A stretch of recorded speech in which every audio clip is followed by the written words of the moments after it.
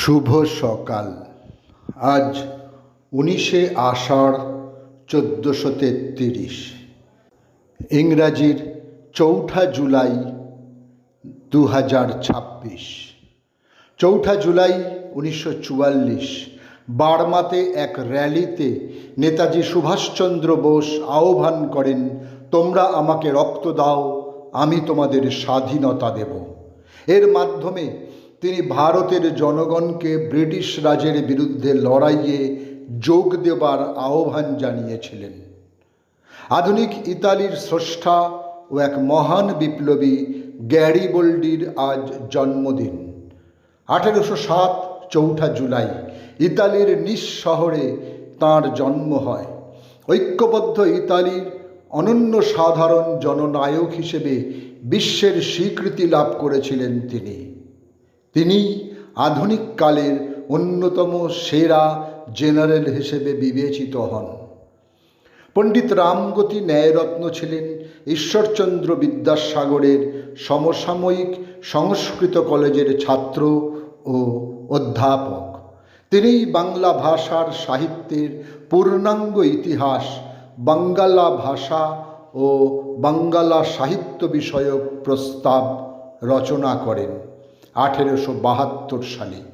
তাঁর অন্যান্য উল্লেখযোগ্য গ্রন্থগুলি হল কলিকাতার প্রাচীন দুর্গ এবং অন্ধকূপ হত্যার ইতিহাস, বস্তু বিচার, ঋজু ব্যাখ্যা, চণ্ডী, গোষ্ঠী কথা ইত্যাদি। 7 জুলাই 1831 হুগলি জেলার পান্ডুয়ার নিকটস্থ ইলছোবা গ্রামে তিনি জন্মগ্রহণ করেন।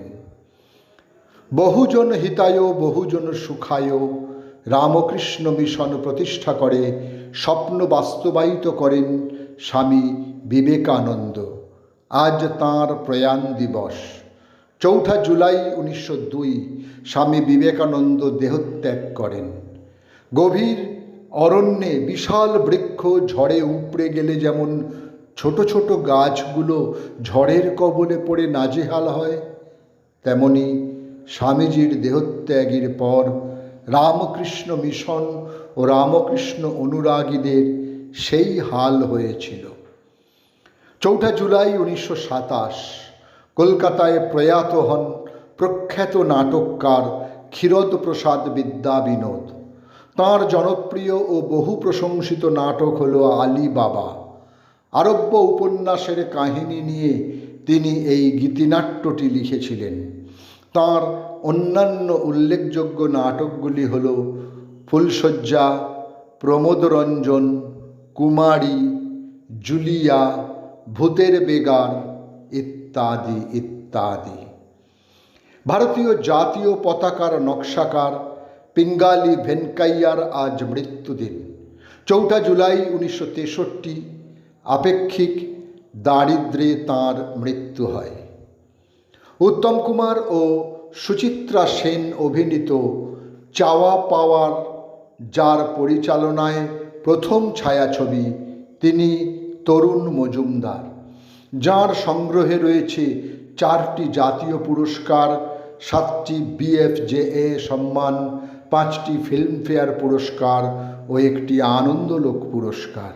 1990 সালে তাঁকে পদ্মশ্রী সম্মানে ভূষিত করা হয়। আজ তাঁর মৃত্যুদিন।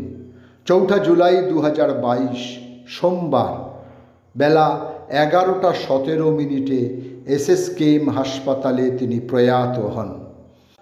পরিচালকের ইচ্ছাকে মর্যাদা দিয়ে SSKM হাসপাতালে দান করা হয় তাঁর চোখ ও মরদেহ। সকলকেই আমার আনত প্রণাম।